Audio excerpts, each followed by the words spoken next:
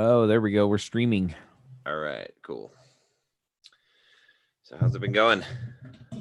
It's going all right. Went to the gym and did more weights. Uh-oh. I hurt a lot less today than I did after doing them last time. Yeah. I think my body just needed to get into a kind of a recovery deal for that, for my upper body. Yeah, I mean, once you start lifting for the first time in a long time, like you're just going to be extremely sore for probably like a week, maybe 2 weeks afterwards. And then especially if you hit it any amount hard, and then what happens is I find like as long as your frequency is enough.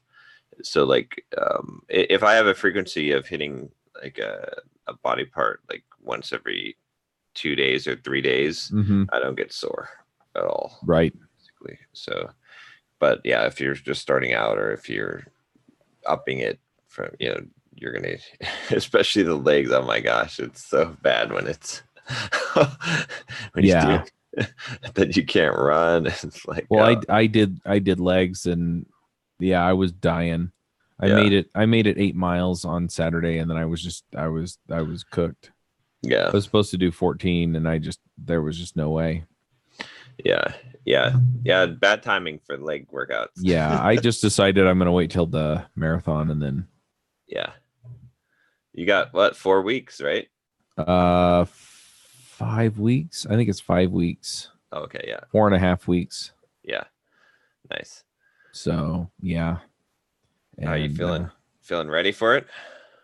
I don't know. I mean, when I did the 12 miles, I kind of had a little bit.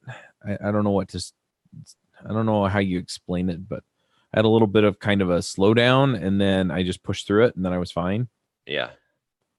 And so when I finished the 12 miles, I was like, I could keep going. So okay. Are you taking any kind of nutrition while you're running on these long runs right now, or no? So my coach said that I should be supplementing, and then she's like, "Yeah, but you're doing that low carb thing, and I don't know what to tell you to eat because gels are okay, pure sugar." Yeah, so I can weigh in on that. I would just go ahead and eat the gels, like one every 30 minutes or 45 minutes, just whatever she recommends for the. Even though they're carbs, it's about 100 calories of carbs. I think what it works out per hour or so. But the thing is, like with you running, like especially when you do the long distance, like on your long runs, I would only that's when I do. And then on the marathon itself, when you're running that much, you're burning through all of those carbs. So, and I've tested my blood, right?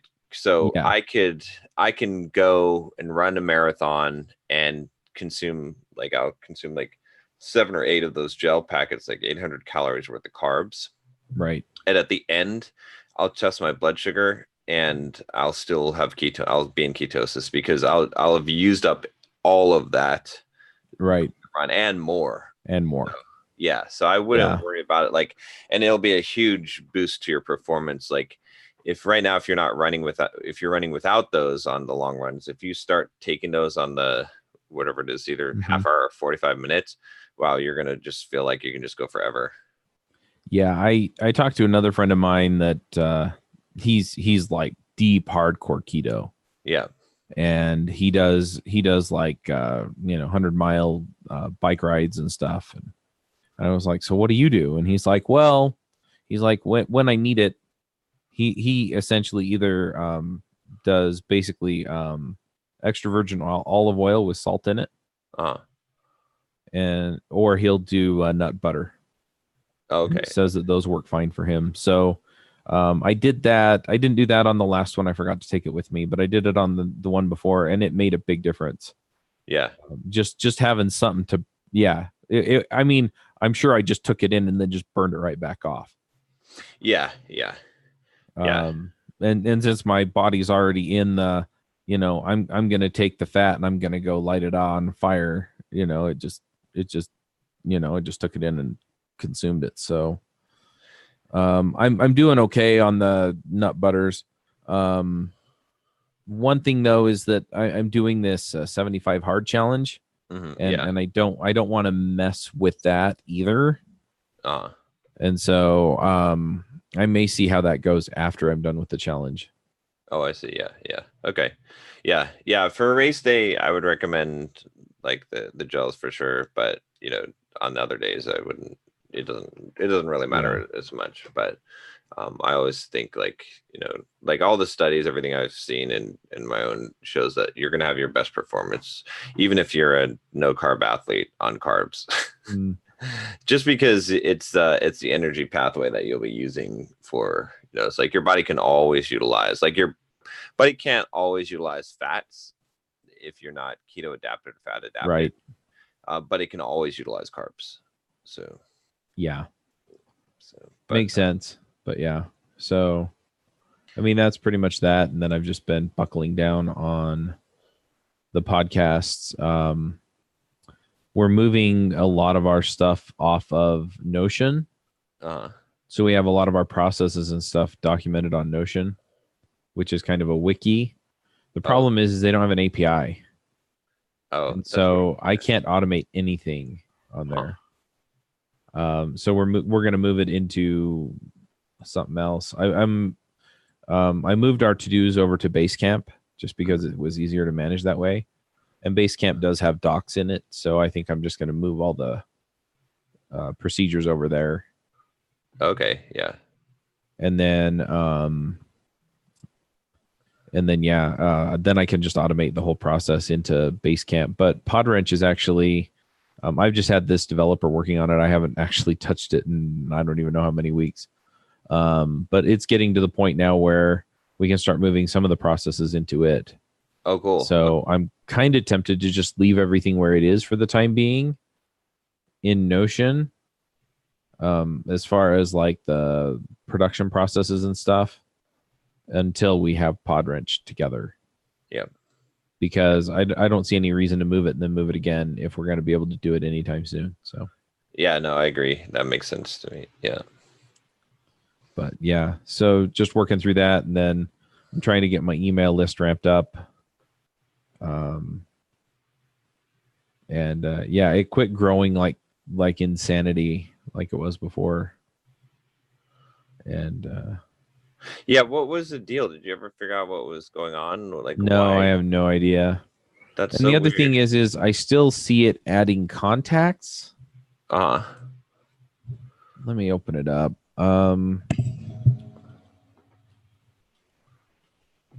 But the number of people that are like active contacts, that number really hasn't changed a whole lot. Yeah. But I see people subscribing still on a fairly regular basis. It's not nearly as quickly as it was before.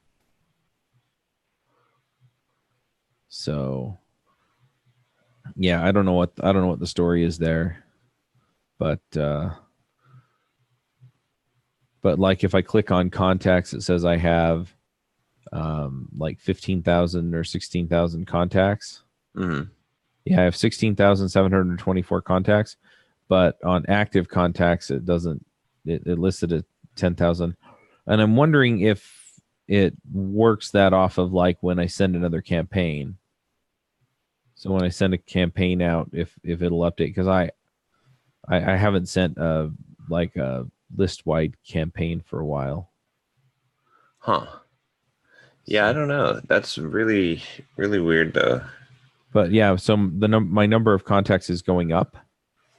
But yeah.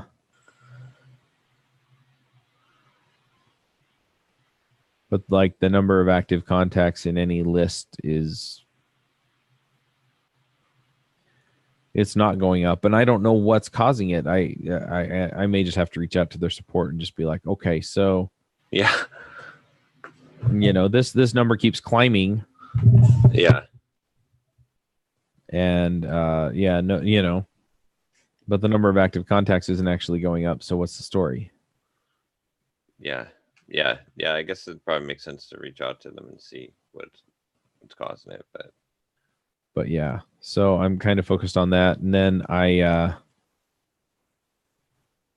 got a quote from Omni Studio because they do a lot of the things that I want Podwrench to do, and they want like $2,500 a month.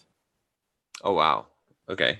And so I told them no. And then I got an email back from them, and it was basically, well, what do we have to do in order to make it work? And I'm like, there's just no way, you know. I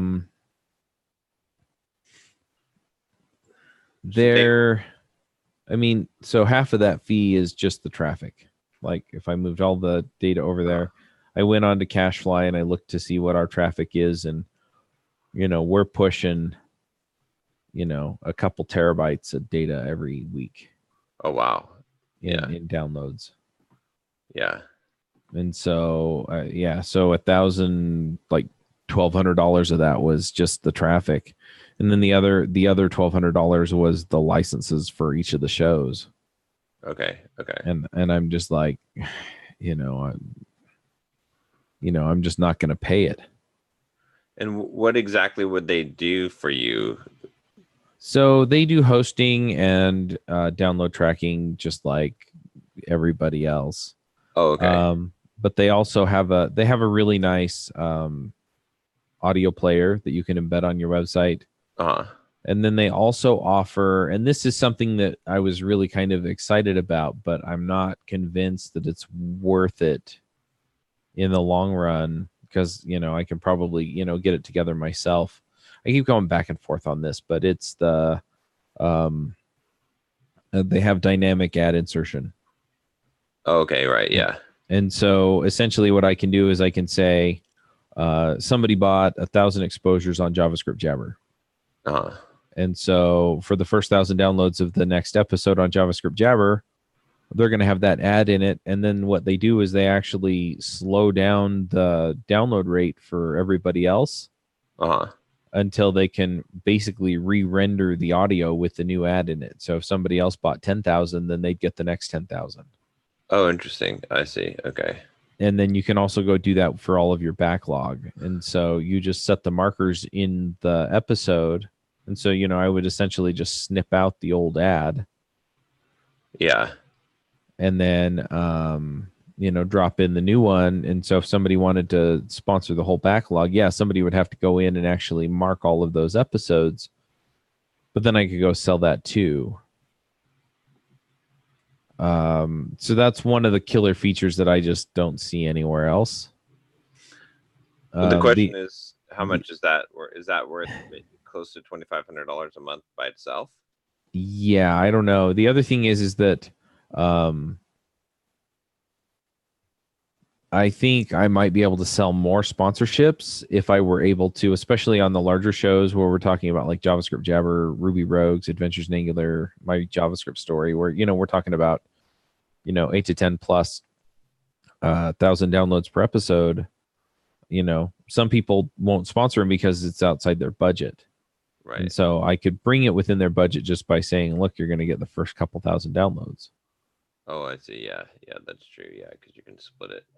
And so I'm wondering if that might get it to the point where it would be worth it too, but I just don't know. And $2,500 is kind of a big gamble for me out of my budget every month. Yeah. So, yeah. I mean, what's your alternative? Your alternative is to do what you're doing now for hosting, but how much is that costing you right now? So my agreement with CacheFly says I can't tell people what the deal is, but I mean, for all intents and purposes, it's basically free. Oh, it's basically free for yeah. Okay. So for all that data. So yeah. Yeah. And then, you know, managing the RSS feed and everything else. I mean, I can go find a nicer audio player, or I could go put them on SoundCloud and then, you know, put the SoundCloud player on the website. Or, I mean, I have options for that. Right. The killer feature really is that dynamic ad insertion.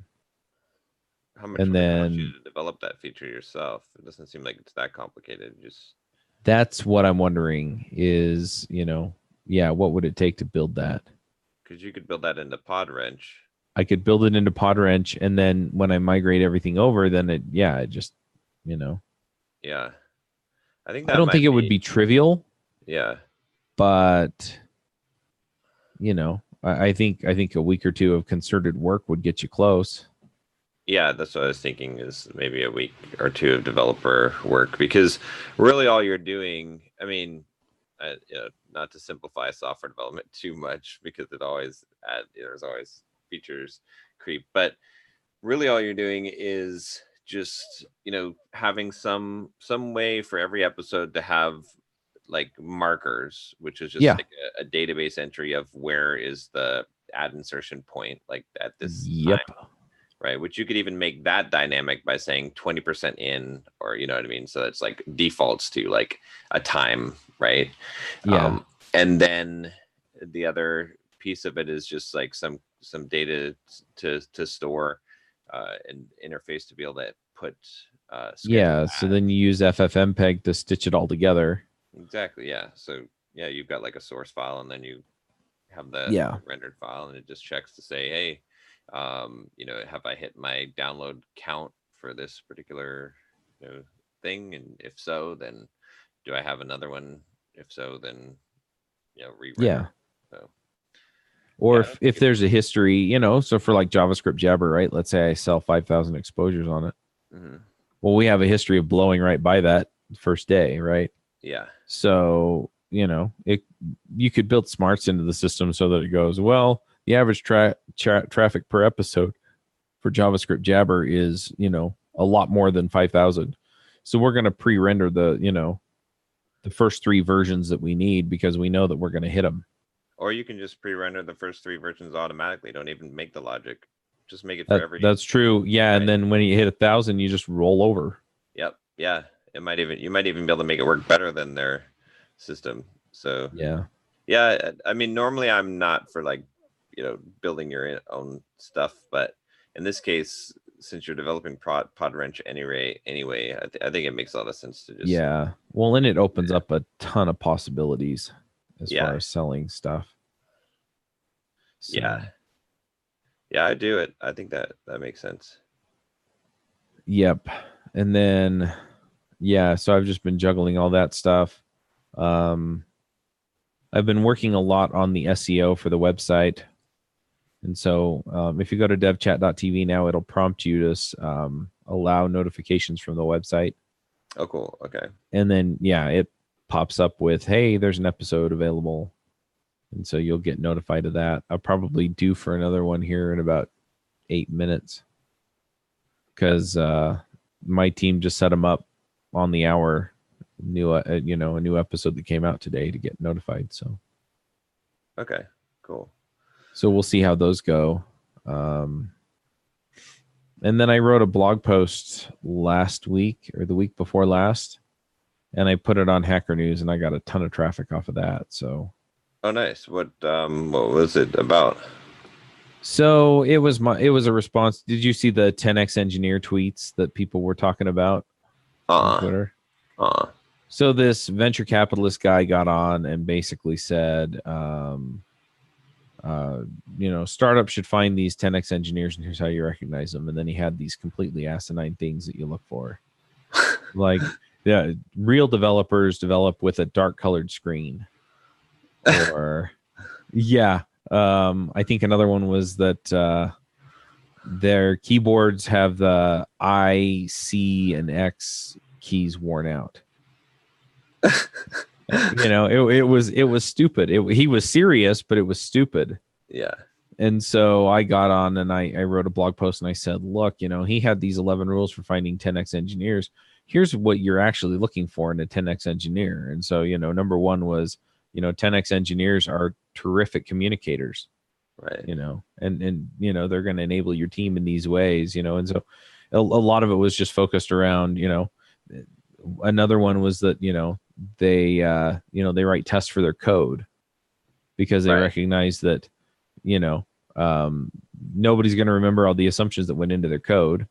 One of his points was that they remember every line that goes into production. Yeah.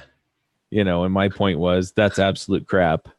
And, you know, so you codify your assumptions into tests, and that way, when the time comes for you to change the code, if you break one of those assumptions, then you know that you messed something up. Right. Exactly. Yeah. And, you know, I kind of made the point too that you may not know you have a 10x engineer until, you know, a year down the line when you realize that they wrote readable code that has tests on it that allow you to move quickly without making major mistakes that you would have made without those things. Right. Exactly. Yeah. And so you know, they were a 9x engineer, and then all of a sudden they saved you 2 months of work. Yeah. True. So anyway, and that got a bunch of traction. So I'm kind of playing with the idea of writing a few more blog posts and posting them to Hacker News and seeing if I can drive a little bit more traffic that way. Because I probably got 1,500 page views off of that. Oh, well, yeah. I honestly, like, I mean, I wouldn't do it if that's I don't think that's going to be cost effective on your time and investment, because even if you get 1,500, even if you got 10 times the amount of paid views, if you got 15,000 paid views, what's that really going to do for your bottom line? Well, what I'm hoping is that they'll subscribe to the mailing list or subscribe to the podcasts. Okay, so if you get, let's say that you hit one out of the park and you get 3,000 page views, you get double what you got on that. Right. Okay, and let's say that the conversion rate is of them subscribing is let's say that it's 5%, which is going to be like really good if we're 5%, right? Yeah. So then you're only looking at like 150 subscribers. Yeah, that's true. So it's not really like, and when you figure out what the value of the subscribers, so yeah, stick to the thing, Chuck. More podcasts. I don't know. That's my opinion, but yeah. So then we're also working on just making our show notes and stuff more SEO friendly, and that I like. That is a good idea. I think, because that's like a long term. Like, whereas if you have to keep on writing blog posts to generate traffic, that's and then the other thing that I'm looking at for the next 12-week year, or for Q4 basically, is I'm basically gonna come up with a few topics that I can go knock out of the park, and then I'm just gonna go see if I can get on as many podcasts, developer podcasts or career podcasts as I can. Because I'll drive more traffic to the podcast doing that than anything else. For sure. Yeah, I like that. That makes sense. So, yeah. But anyway, so that's what I've got going on, and so, but the rest of it, I'm just doing the weights and fighting the good fight, and trying to get ready for this marathon. Nice. How's the weight since you started this? So I need to find a good weight routine, because I go in there and I kind of understand the basic ideas around lifting, but I don't go in there with a plan, and I need to. So. Oh, okay. I was meaning body weight. Like, how much have you gone down in weight? Or so for the last couple of weeks, I've kind of been the same on weight. My body fat percentage has gone down a couple percent. Oh, good. Okay. Yeah. So I think that's good progress. I'd like to see the weight number go down a little bit more, but I think if I just stick to this, then it'll keep going the direction it needs to go. I mean, yeah. I mean, it's actually better if body fat goes down and weight stays the same, because that means that you're essentially gaining muscle in addition to losing fat. So that's always good. Yeah. I had one day where I got on the scale, and it has a body fat percentage, and I don't know how accurate it is, but I actually was under 20%. Nice. Which, I mean, the next day it was back up. So I don't know if it was a fluke or whatever, but I mean, it'll fluctuate, but like the average, whatever, if you're seeing a trend that's going down, then that's there's a definite downward trend there. So that's good then. Yeah. But I think I might just dial in the keto a little bit more and make sure that I'm hitting my macro numbers. And Yeah. So so simple programmer stuff. So Josh has left the Entre Programmer show. We're working yeah, on getting everything figured out with the buyout, but looks like everything is going to go smooth with that. I'm trying to figure out. I think today I'm going to plan out the future of simple programmer. I'm actually going to cut a lot of stuff. I talked to a marketing guy today that I knew through some friends that I potentially would hire to do all the affiliate stuff that Josh has been doing. mm-hmm. So he would be in charge of running all the affiliate promotions every month and finding new affiliate promotions and all of that stuff, writing the emails. So that would be, and then what I would want to do is pay him on a commission basis. So maybe Right. like something like 10-15% of the affiliate sales. This way it's basically not costing me anything to have him doing it. So so we'll see on that. And then like that'd be phase one. Phase two would be, if he's successful at that, taking Simple Programmer and taking the existing products. So I'm putting the new product on hold, but taking the existing products. That's the career guide course, right? Yeah. Since I need to get things situated, since I'm running it now, I'm putting that on hold for now. But Yeah. basically what I would do is pick one of the products that we have right now, or some bundle or something that we can sell. That's just one thing. That's the main thing. And then, get rid of all the other sort of email sequences and things that are selling the other products, and just really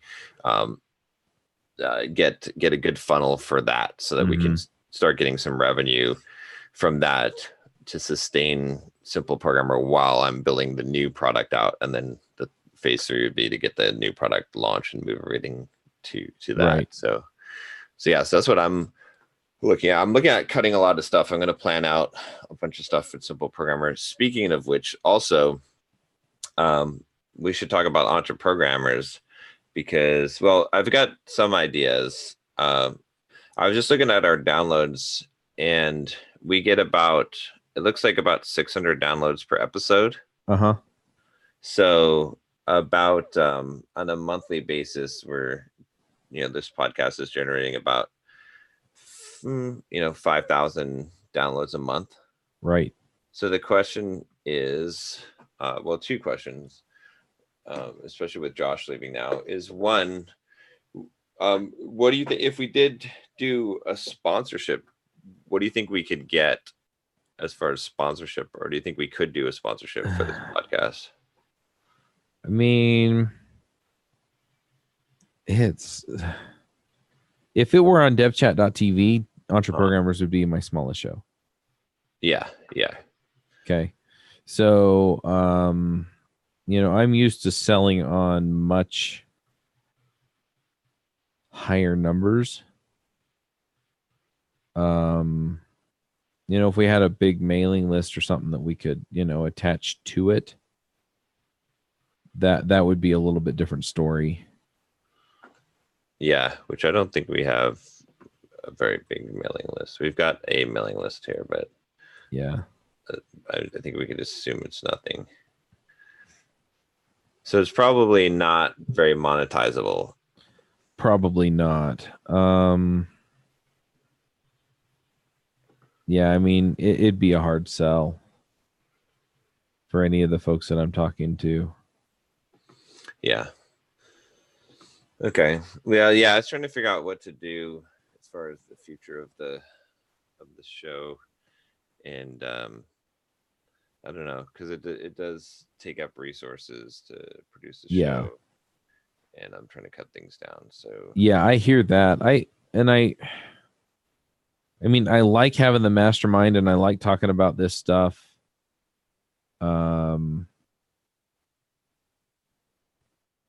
I don't know. Yeah. Well, I mean, the other thing is I would love to have a developer entrepreneur brand on devchat.tv. Yeah. But I don't know that I would do it this way. Right? Yeah. With us talking about our businesses. So yeah, that's true.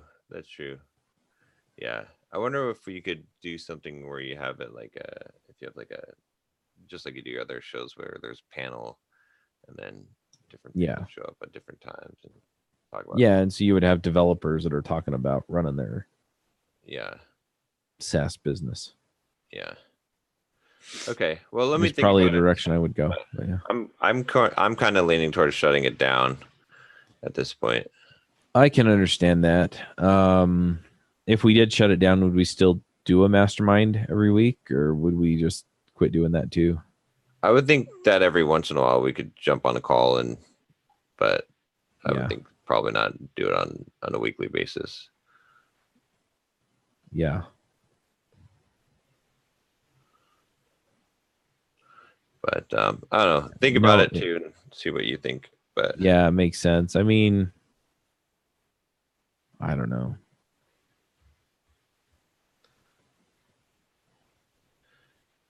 But yeah, I definitely hear where you're coming from, and just cutting back on things. One of the things I think is going to be another just major focus of the next through the end of the year is just, refocusing on those processes and just making sure that it's all documented, because we've added a bunch of stuff yeah, to the process and just making sure that all goes the way that we want it to. So, but yeah. Yeah, I'm gonna start going through everything, try to streamline everything, and start cutting as much stuff as I can. It's crazy, Yeah. like now that I've got the full responsibility back for Yeah. Simple Programmer. Yeah, that's one thing that I've been looking at as well, just from the standpoint of, I mean, since we started these new shows, my overhead's gone up. Mm-hmm. Yeah, And I don't have sponsors for the new shows yet, and so it's actually costing me more money. And so I'm kind of at the edge of what I can afford to do. Yeah.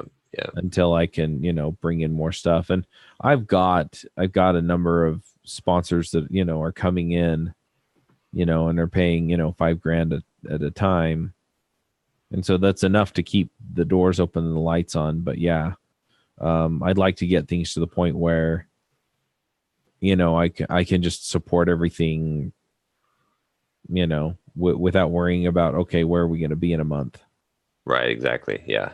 So yeah, and I just can't shake the feeling that I really ought to start a membership site. And I know that that's kind of outside of what I've really been as my core focus, but I don't know. I mean, the recurring revenue would support the shows. It would give me a way to talk to my listeners, which is something that I really kind of want more of. Mm-hmm. And so I don't know. I keep going back and forth because it really is. It'd be a new thing, and it would be a bunch of new effort. And I don't know that I really want to take the time out for something new. So. I mean, if you did it, I don't know. I would either do it as just Dev Chat TV, like for all the shows, or I would do it for just the most popular show.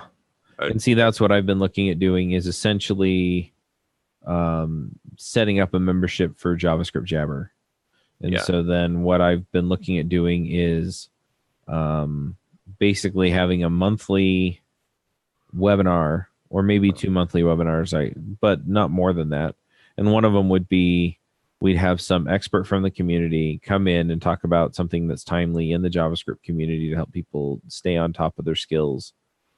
And then we might even have like a member do part of a presentation. So it'd almost be like a users group, except we'd have, somebody that can speak to a specific thing.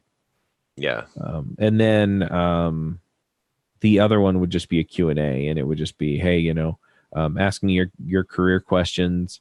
If you want to ask a specific technical question, you have to ask in advance so that I can actually get the answer. Yeah. And then we could do that.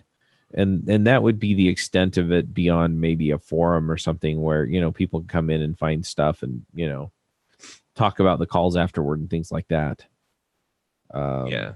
But just keep it really, really simple, because lining up a guest for a webinar isn't that different from lining up a guest for a podcast. And we would use Zoom to do the webinar anyway. And so I'd keep it pretty close to what I've got going on with everything else.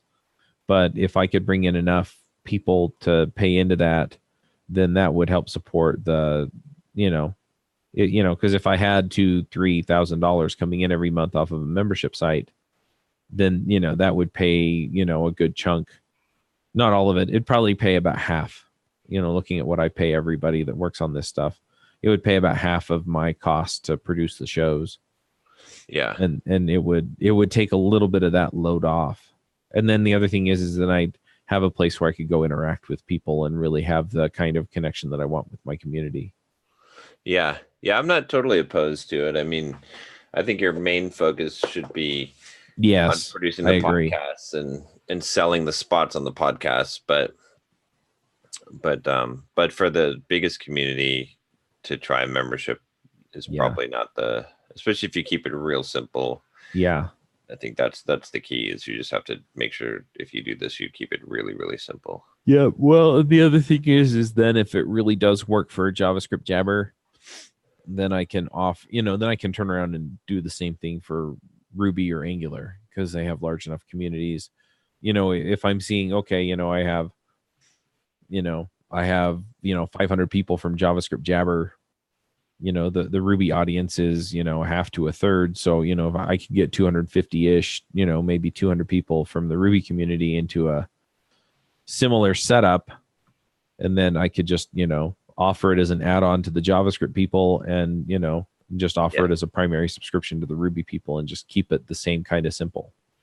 Yeah, no, that makes sense. Yeah. And then I could also just share the Q&A calls across everybody. The other thing that I've seen work, and I've been a part of a membership like this, is they, you essentially join the community and you get access to the forum, and then they just do a call, and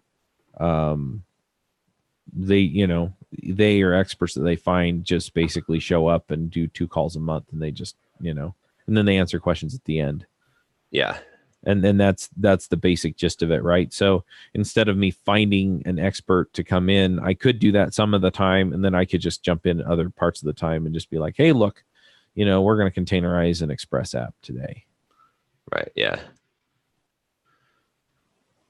Okay. Yeah. I mean, I think it's worth a shot to see, like, especially if you can do it at a pretty low cost. Yeah. I don't think it would add a ton, but again, there's some setup and there's some effort that goes into it that's outside of everything else. And I've got to moderate the forums. And so I see all those things as extra things that I would have to add to what we're already doing. So I don't know. One way to do it would be to essentially hire someone who their whole job description is to run the membership. Yeah, I've thought about that too. And then basically, like, you would just consider the membership to be a wash, right? Like, you just want to make enough money to pay this person. Yeah, they have to break even, and then I can just use it for the other community focused things that I want from it. Yeah, exactly. And then, eventually, like, you could grow it more, and then then it'd be profitable. But starting off that way, this way it didn't distract you from what you're doing. Yeah, that's true. Yeah. Anyway, but yeah, I really do deeply believe in just having that focus and pushing that flywheel. But I feel like a better connection to my audience would help me push that flywheel better. Yeah. Yeah. But I don't know if that's the right answer, or Facebook groups the right answer. I hate Facebook groups though. I know. That's what I've got for Bulldog Mindset, but it's the engagement is high there, so I don't know. Yeah. But yeah, I'm also a little curious about how you do some of the Bulldog Mindset stuff, because I see your posts on Instagram and I see your posts on Facebook and stuff like that. And yeah, I mean, it looks like you just record an episode or record a video, and then you just push it to all those places. Is that kind of your approach? So yeah, so my editor takes the clips out of YouTube videos that he's editing, whenever he finds like a good clip and Hmm. makes it into a video like that we're gonna put mostly for Instagram. And so, Right. and then I And I've just seen some of those on IGTV, and I need to figure that out because it looks like you can put longer form videos on there. yeah, those are literally just the YouTube videos that he's just throwing on IGTV. So what do you do different to get those on there? Uh, he renders it to the portrait orientation, Right. but it's the same video, and then he gets the thumbnail for that to the right size, but that's pretty much it. And then you can just upload it. Like you can actually do it from the web from Instagram. Okay. Yeah. Yeah, because on Instagram itself, you can only post a 1 minute video. Yeah. Yeah, exactly. Yeah. Yep. So, huh. Good deal. Yeah. But yeah, Bulldog Mindset membership is growing. We're at like 175 members now. Nice. Yeah. Yeah. See, that's the other thing that I wonder about is if I got this kicked off and I had 100 people join, Uh, and I could probably just give them like, hey, look, we're gonna do webinars for the next three webinars, or the next 3 months are gonna have webinars on these three things, and we're gonna have Q&A webinars. yeah. Anyway, I don't know. All right. Well, I got to run into a thing as well. Maybe we should do our thoughts and wrap it up. And this may be the last episode of Entreprogrammers. I guess we'll see. Yep. Yeah, we'll have to see where we wind up, but yeah. Yeah.